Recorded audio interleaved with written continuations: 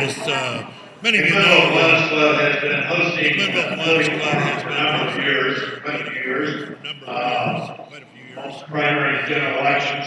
Most primary and We general partnered elections. with the three local media outlets, Local the media outlets, KLIC radio with Dave Adams, we're back here with live streaming today, and Jerry Knighton of McMinnville Community, right in the middle back here, who will be rebroadcasting proceedings multiple times on the two local public access channels on cable. News Register, we have Paul Montesano over here, who will be doing a story for the paper and for online and print publication. The candidates we have today, this is the third in our series of work leading up to the 17th primary. We have the assessor candidates, county assessor candidates, we have the county district attorney candidates. Today we have the county commissioner candidate, Alan Springer, right here is the commissioner for second term. And we have McMinnville Mayor Rick Olson right here, who is the challenger. The format, we will give 2 minutes each for opening statements. Alan, the Tony Bliss will go first. And 2 minutes for each question. We've got a timer right here, and we've got 1 to 11 minutes, 60 seconds, 30 seconds, 15 seconds. Hey, you're out of time. Let's see. So I get it, and the other thing I want to mention is our long-term moderator is back with us again today, is John Gray. Gannett County Council, and he's about institutional knowledge over there. He has enough questions to keep us going for a full hour, but we are also open to questions from the audience. Got a little slip of paper on all the tables there. I've got more for you. If you're just trying to get my attention, I will be looking around during the proceedings, kind of looking at the hands going up. And I will come around and collect them, turn them over to John. John's going to run the show on those. He will sew them in as he sees fit. And look, at least give you an opportunity to be considered. I think that's about it. John, Thanks, Steve. The way that will work is Alan will go first. He'll have a 2-minute opening statement, and then Rick will go second for 2 minutes. Then the first question will go to Rick. He'll have 2 minutes to answer it. Then the first question will go to Alan. He'll have 2 minutes. Alan will have a second question, and so on until we're done. So, Alan, you have 2 minutes for your opening statement. You have 2 minutes for your opening statement.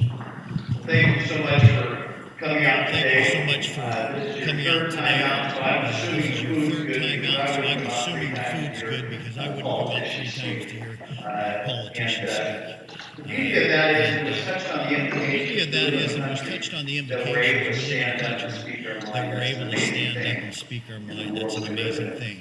And one of the reasons that has happened is because of the service of some of you in the audience, your country and others that have laid their lives down, that have chose to defend our nation, and I salute you, literally. I salute you. I have a son right now that is over I have a in son right Kuwait. now that is over. He's got a couple months before he gets home on leave, and he has a little appreciation for the Willamette Valley. You can imagine.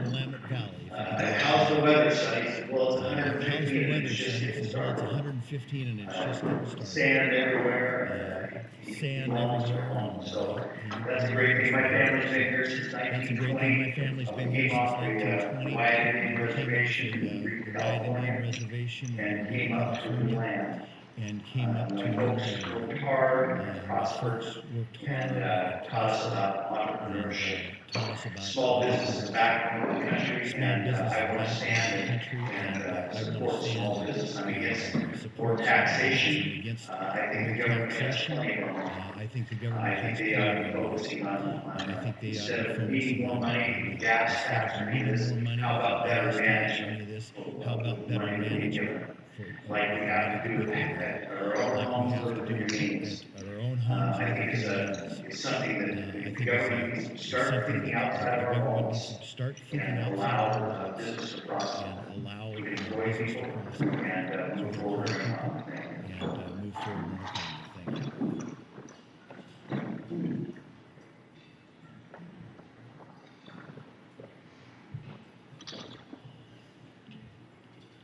Thank you. Thank you. First of all, I'd definitely like to welcome you all First of all, here in I'd Grand definitely Isle. like to welcome you Thank our here media partners in the news register, thank our media KOIC partners and Bill Community KYC Media. and For those that aren't here, making this available for for viewing. those that aren't here making this available. You know, I'm real proud to be a 59-year You know, resident. I'm real proud to be a 59-year resident of McMinnville. In that 59 years, I've had the opportunity to serve the citizens of McMinnville for almost 36 years now in various capacities. I believe in business. I believe in the power of the people. And the one thing that really I think is important to me is communications with the people and with our businesses and with our citizens. I'm not going to go a lot into my history about what I've done for the city of McMinnville or the panels and I've served on, but I think what is interesting is what I haven't done for the city, but what I've done for others. Is that many of you may not be aware, I served a 6-year term on the board of directors of the Chamber of Commerce. I'm one of very few people who served 2 years as president of the Chamber of Commerce. I'm actually a past board member of the Oregon Mayors Association, and I do serve currently on the League of Oregon Cities Board of Directors. I'm chair of the League of Oregon Cities Energy Legislative Policy Committee, working on energy issues around the state. I'm also on the League of Oregon Cities Transportation Legislative Policy Committee, working to ensure that all cities and all counties in the state of Oregon have those transportation things. I have a business management experience working with Oregon Mutual Insurance for 33 years before I retired, and I think between my information on governmental financial, my information on businesses, and what I have learned about serving the people, I think that makes me qualified and more than qualified to take the seat on the Yamhill Board of Commissioners. Thank you. Okay, Rick, you're going to get the first question. Let's take about 4 questions to get the hang of this. Number 1, what are the 3 most important characteristics of a good county commissioner? I think the most important characteristic to me is the ability to listen to all people in Yamhill County, no matter what their views are. Because I've stated several times that I like disagreements sometimes, because I think out of disagreements come the best solutions.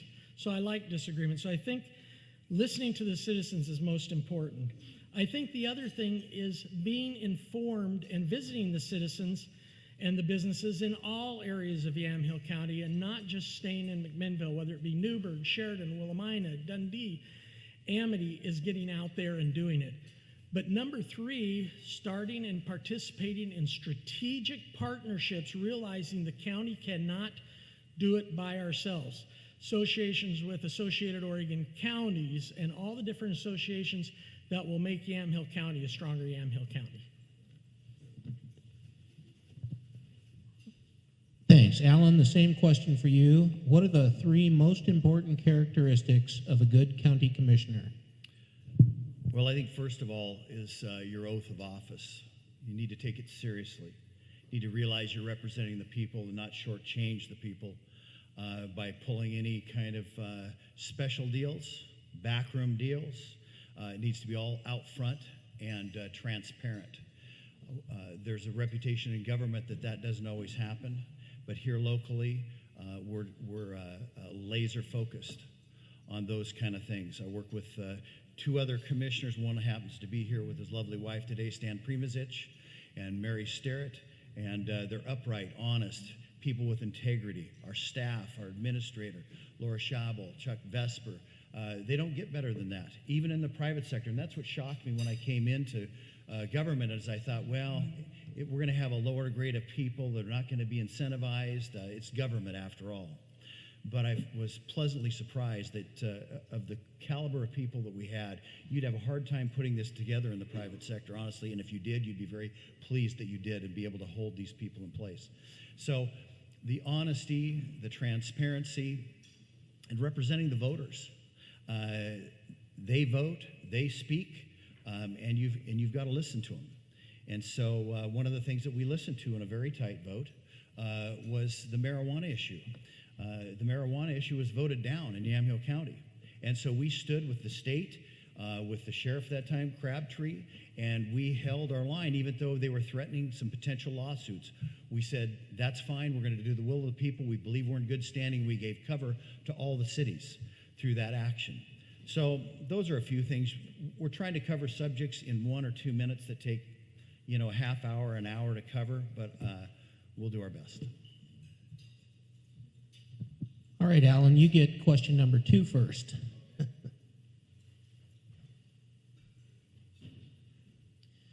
An important role of the county is to oversee solid waste disposal. Some believe that the Board of Commissioners should do everything it can to see that solid waste generated in Yamhill County is transported someplace else for disposal. Others believe that Riverbend landfill should remain open for as long as possible. What should county policy be with respect to solid waste disposal? Okay. Well, you should be doing the best you can with what you have. We have a situation that was developed many, many years ago. I would have never chose to put it where it was. I knew a past business partner of mine who is now deceased was on a group of advisors to find a location, and they recommended 15 miles to the west. At that time, as Cook said, I don't want to run my trucks that far, I'm going to do it here. So we inherited what we have now. I told people before I was elected, during the campaign season, if I could figure out a way to make this go away, or I could bag it and blow it to the moon, most people would be happy. I'd still probably have a few detractors. They don't want it on the moon either. But it's something that it's a work in progress, and believe me, we're doing the best. I can't comment any more about that because it's still in litigation, and you know what that means, John, but we're doing the best we can with a bad situation.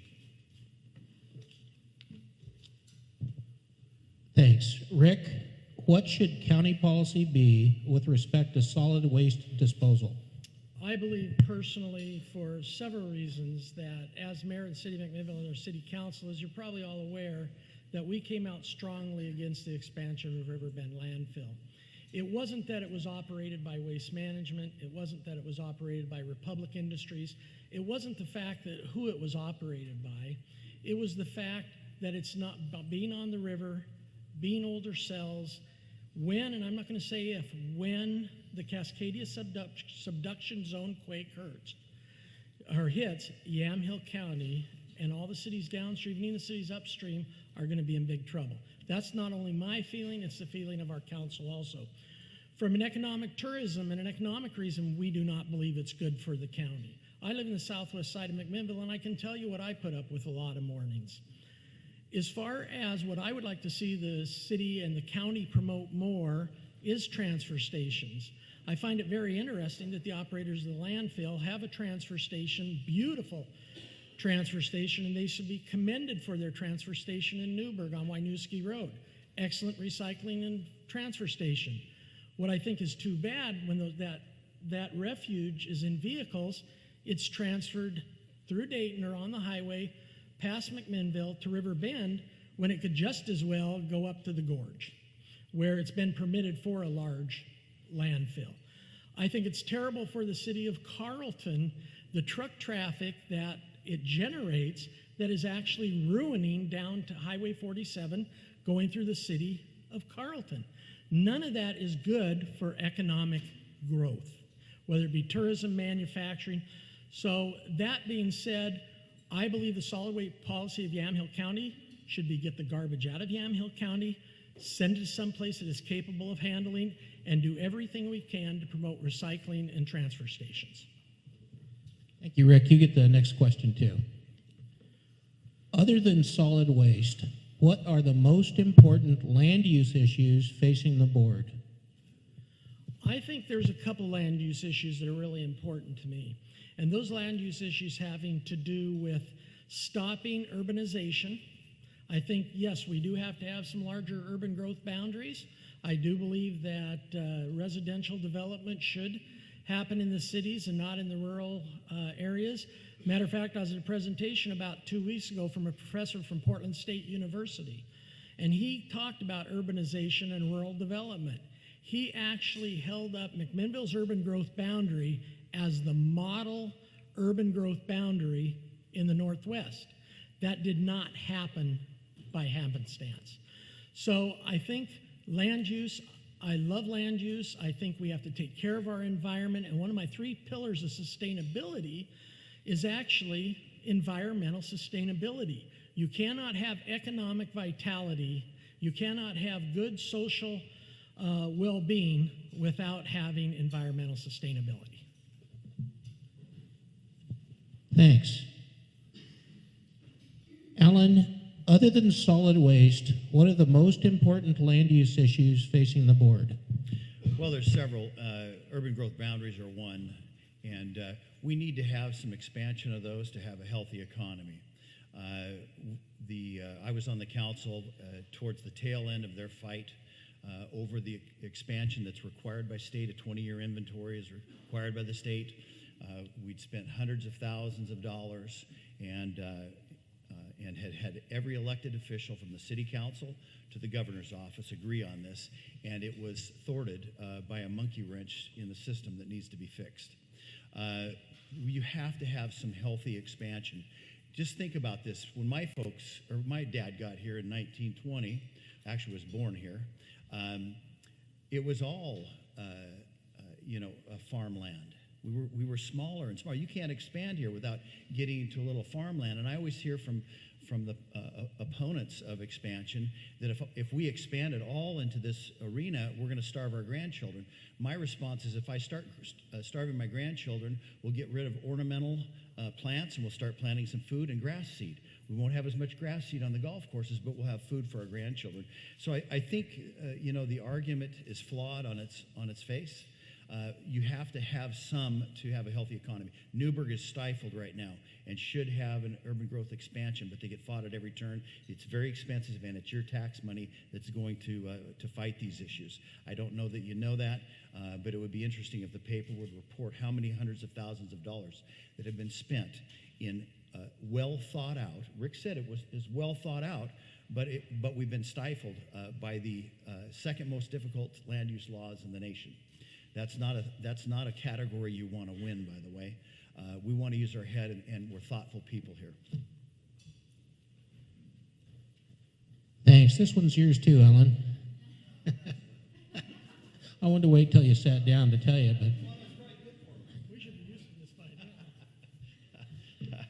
for county budgeting purposes, the criminal justice program consists of the sheriff's office and jail, the DA's office, adult probation, and juvenile probation and detention. In the current budget, about 68% of county property tax dollars went to fund criminal justice. Is it appropriate that more than 2/3 of property tax revenue goes to fund criminal justice? Well, if we'd behave ourselves more, we probably wouldn't have to spend that much money. But we're there to protect the citizens. It's a very important component, and it is expensive. Next week, we're in the budget 3 days. They lock us in the basement and slide the food under the door, and we'll be looking at it again. But here's the issue. It's very expensive, but we're doing what we have to do. It'd be nice if we could do what we want to do, but that's not possible. Things are way too expensive to do that. And it's a big system. The good news is we have followed a lead from the governor, and that's our past governor, not our current, not Brown, but we followed a lead that asked for less jail time for people and reevaluate the mental health issues and not locking up people with mental health issues, dealing with them a different way, and people that can be dealt with differently. We want to do that. Those that don't need to be incarcerated, let's not do that. And we backed off of the jail time. We not only met the criteria, but we exceeded it.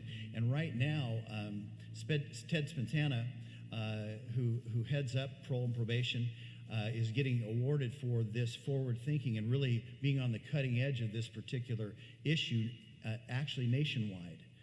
So I love the fact when Yamhill County can be a prototype, not only to the state, but even to the nation. It's a difficult thing, and it's an expensive thing. But it is what it is.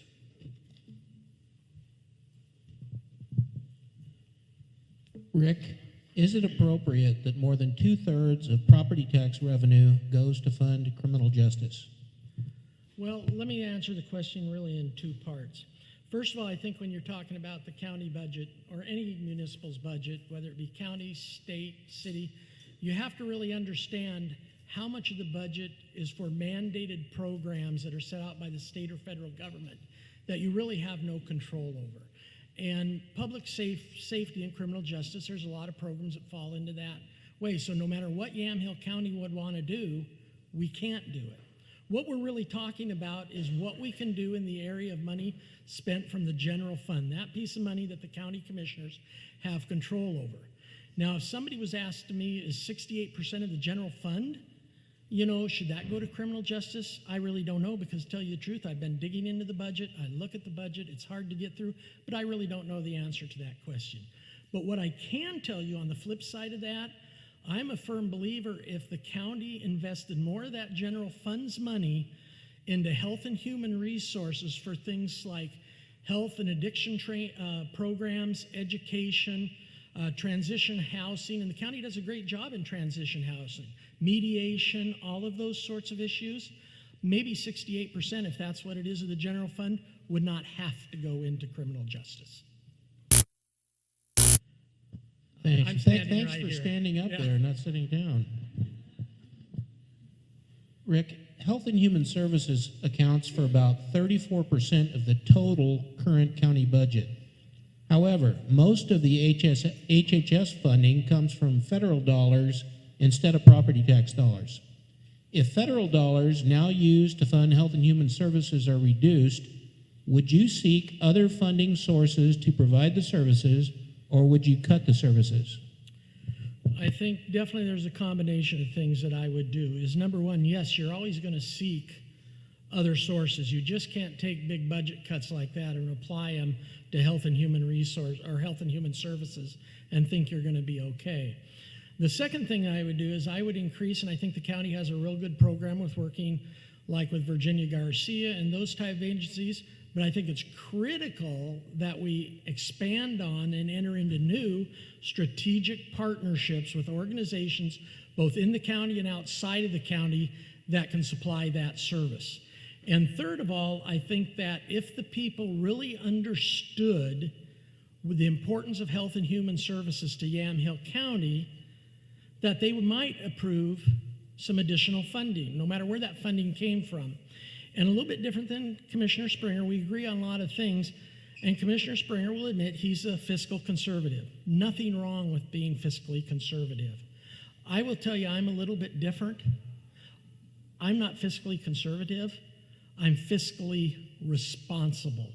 There's a big difference. Fiscally responsible means you save money when you can, you put money where it needs to be, but you also look at where that money needs to be and what you can do to streamline operations to ensure you have money to provide to departments such as health and human services. Thanks. Alan, if federal dollars now used to fund health and human services are reduced, would you seek other funding sources to provide the services, or would you cut the services? Well, I've been talking about this since I started running for office. My best guess is the government's going to stop at some point printing $80 billion a year and pumping, or a month and pumping into the economy, and there will be a point of cutback. And that's been the focus on our fiscal responsible nature that all three commissioners have, is we're trying to save money, taxpayer money, and put it away for a rainy day, because we're going to have to face some difficult things. I don't think we get out of this with $20 trillion in debt without a few scars, honestly. If we really have to face that, it's going to be a painful operation. But that's where the other component of my platform is bringing the churches forward that are really responsible for the widows and the orphans. It's clear. We have negated some of our responsibilities since the late 1800s. We've given up a lot of responsibilities to the government. Please, educate our children. It's too much for us. Please feed the poor. We don't want to anymore. There's things that we're going to have to step up and do, and one of the things I do is spend a lot of time working on those areas. Jerry Moen, Howie, they've got a lot of good things going on, and what I recommend that they don't replicate each other, but they encourage and are for each other. If they're doing something special, we want to highlight you as doing that special. Let's do something else that is needed in the community. So I think there's going to be a lot of personal responsibility coming up in our lifetime that we haven't seen before. The greatest generation has seen it. We got passed over. We're going to get our opportunity.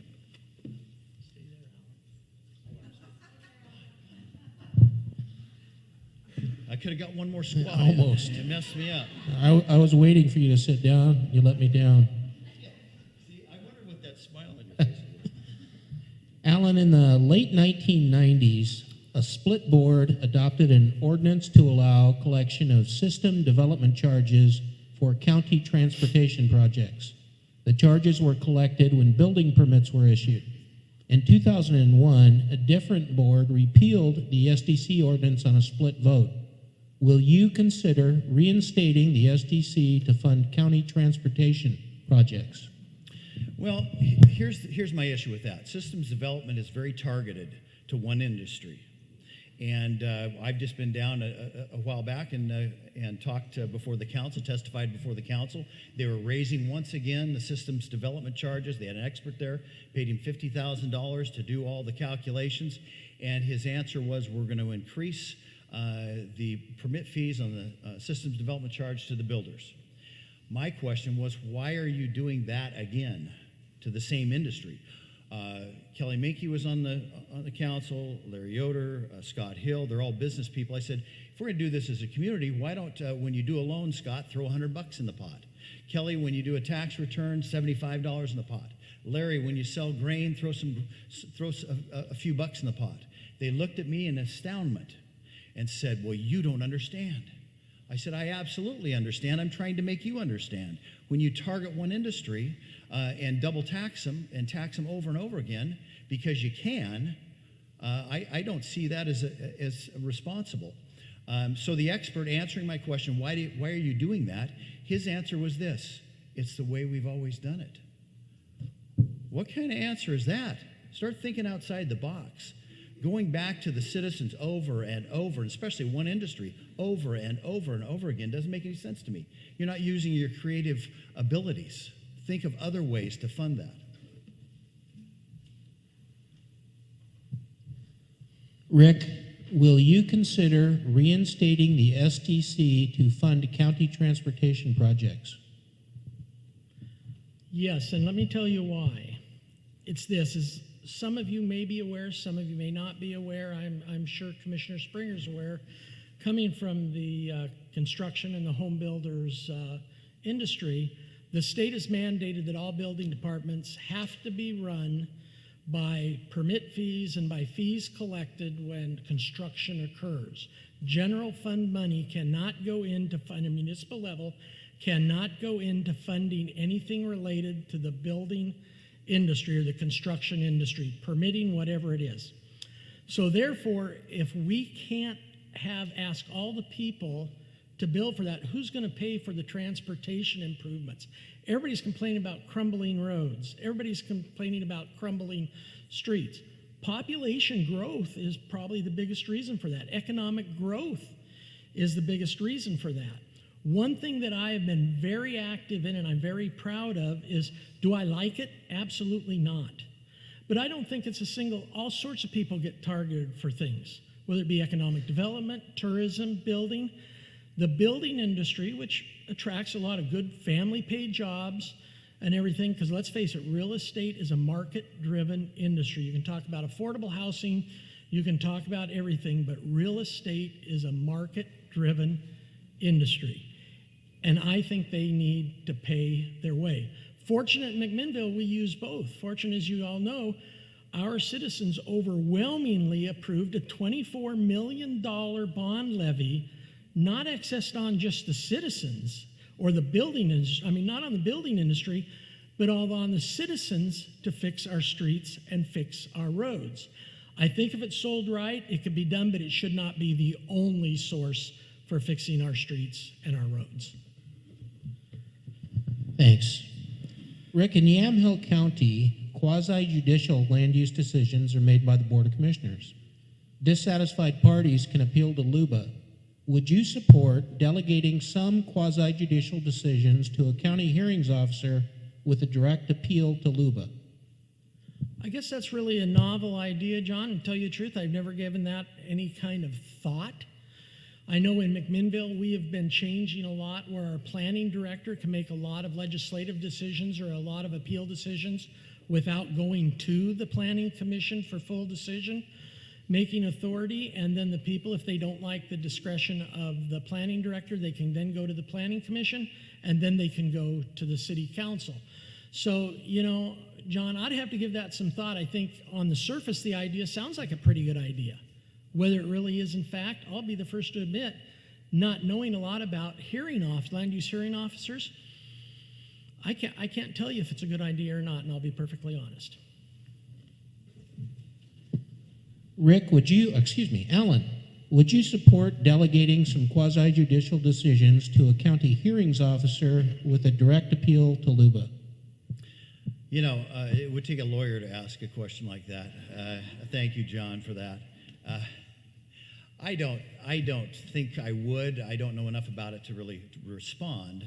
But these matters, if you follow them, they go the full route regardless of what the answers are, and they come back remanded, maybe 1 out of 6 issues that are appealed to come back, and then they go back forward, and it's a long, drawn-out process. I don't think what you're suggesting, in my mind, I don't think it would cause us to have less appeals. I think it would just be it'd be kind of a stopgap in the process, and it would continue to go to the highest level. That's just my experience. But once again, I don't know enough about it to have an opinion, and I don't like to form an opinion without knowing the facts. I'm staying right here, by the way. Well done. Like 3/4 of Oregon counties, Yamhill County is a general law county that operates under rules established by state statutes. The other counties operate under rules established by their own home rule charters. Do you support establishing a home rule charter committee to develop a charter to present to the voters? Why or why not? Well, I think I don't. I think the way the county is run now is superb. If the voters, if we heard a lot of activity in that arena and people were coming down and commenting, and it was something that needed to go to the voters at some point, we would certainly consider it. But I got to tell you, the county is run in a very good manner. Do we have zero problems? No, we don't. But the way we deal with our problems is with integrity, and we dot every I and cross every T, and sometimes that even annoys me because it's slower than what I'm used to. In the private sector, you get paid for what you produce. In the public sector, they get paid. That's kind of a new thing for me. But they are charged with making sure that everything they do is up to speed, whether that's with the insurance companies, in personnel issues, or whether it's with the law, with the election laws, every aspect. And by the way, your predecessors are doing some good work. Christian Burnish is a great guy. Todd Sadlow is there, and they both are great assets for us to have. So I wouldn't be for it. If the voters have something that they would want to bring before us and make the argument, we would certainly listen. And if it needed to be put to a vote, we would listen to the voters and do the will of the voters and put it to a vote. I like the way it's running now, and I think if something is doing well, why mess with it? Thanks. Rick, do you support establishing a home rule charter committee to develop a charter to present to the voters? Why or why not? Well, lot of you might remember that I've been in McMinnville a long time and Yamhill County a long time. Several years ago, there was a referendum on the ballot to change Yamhill County from a constitutional type county to a home rule county. I was for that. I'm still for that. And I would listen to it. Now, of course, the voters and the citizens are going to have to decide if they want to put it on the ballot or not. But the reason I'm for it, what I would like to see is I would like to see 5 to 7 people determine what's good for Yamhill County. I don't care if you have 3 socially responsible people, 3 conservative people, 3 people. It is just hard to make a decision that all citizens are going to be involved in or be behind. But in addition to that, what I would like to do is I'd like to break that up. If we did that on a district like a population basis, where the West Valley, Yamhill, Carlton, Grand Round has a place on that board or that commission. Newburgh Dundee has one. Yamhill Carlton has one. Amity has one. Maybe Newburgh has 2. Maybe McMinnville has 2. I don't know. But I believe the more people that are making those type of decisions on a compensated level, not a full paid salary level, I think is the best for any county. And that's the way we operate in McMinnville, and I think it's probably the better way. We don't have 3 people. We're a home rule charter city. It's worked out just great for us. Thanks. Last question for you first, Rick, now that you sat down. Yeah, he was waiting for me. In the way this will work, Rick will get the question, Alan will get the question, and then candidate A, who is Alan, will make the closing statement. So, Rick, this question is for you. After you've served your last term as a Yamhill County Commissioner, what would you like your legacy to be?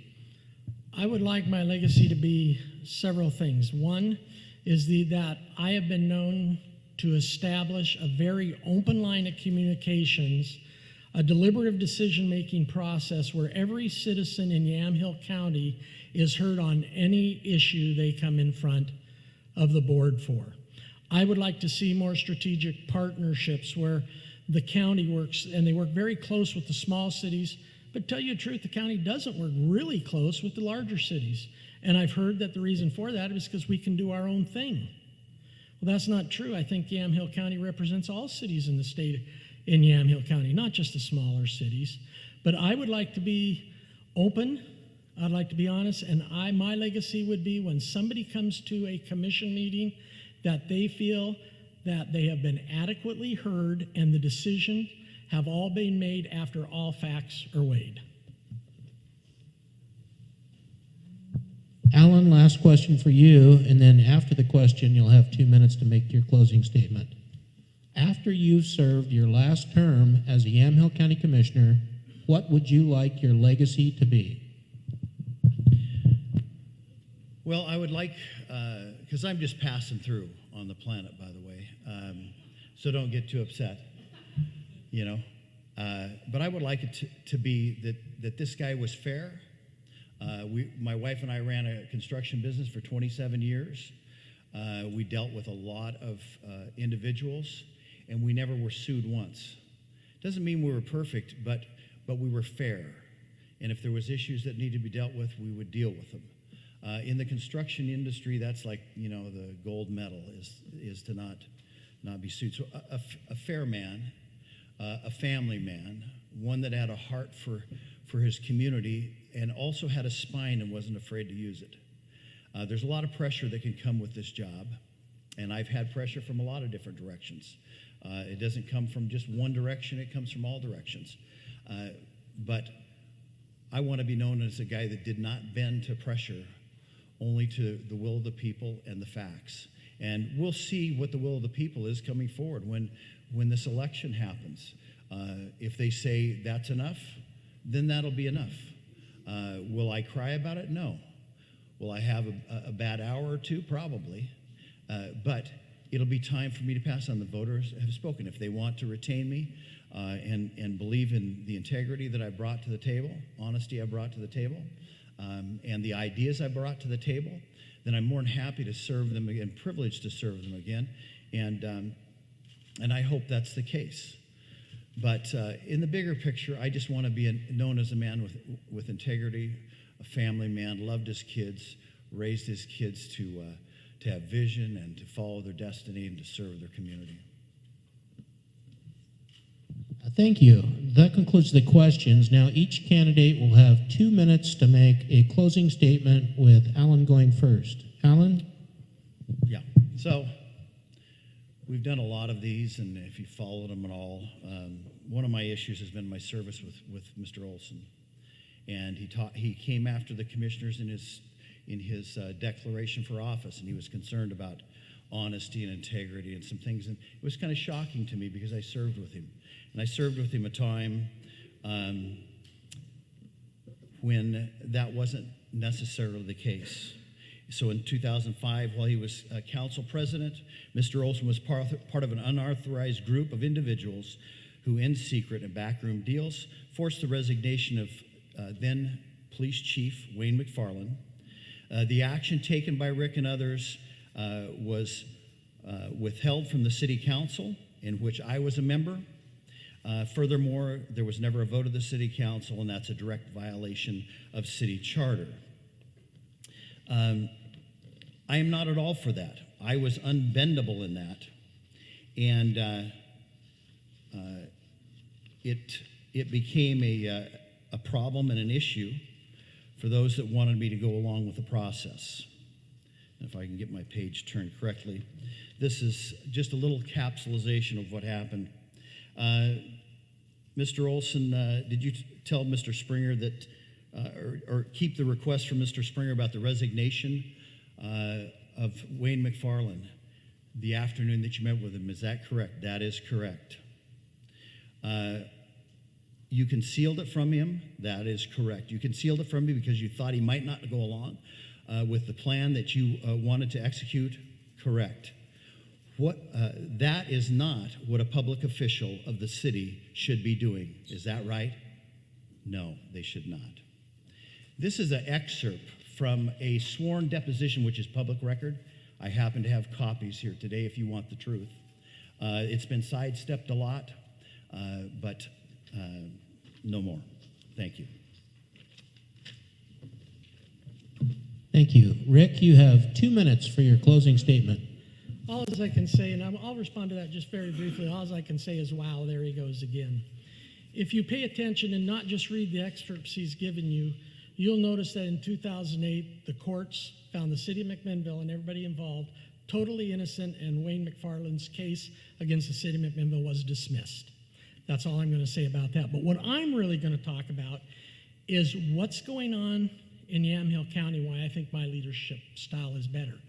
I don't go around questioning things that Commissioner Springer did 10 or 15 years ago. I could tell you a lot more about that story, but I won't, because you know it's not really important. What's important is where we move from here and where Yamhill County moves from here.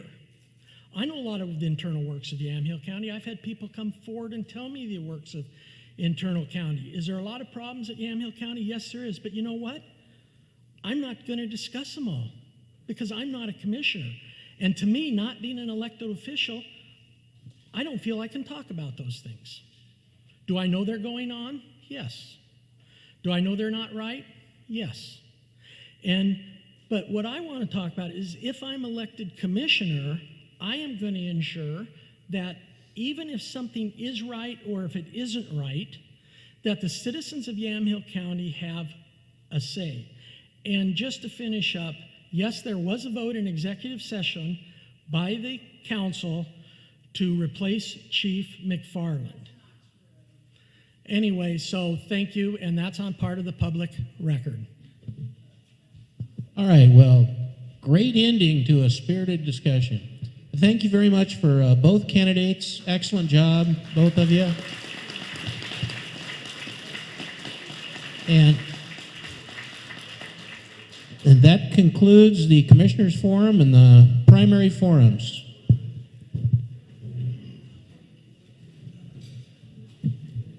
I'd like to thank both Rick and Alan for being here today. I'd also like to thank KLYC, our public TV, and the News Register for putting these forums on. Look, y'all remember, Kiwanis is a global organization of committed people, of people committed to improving the world, one child and one city at a time. Thank you.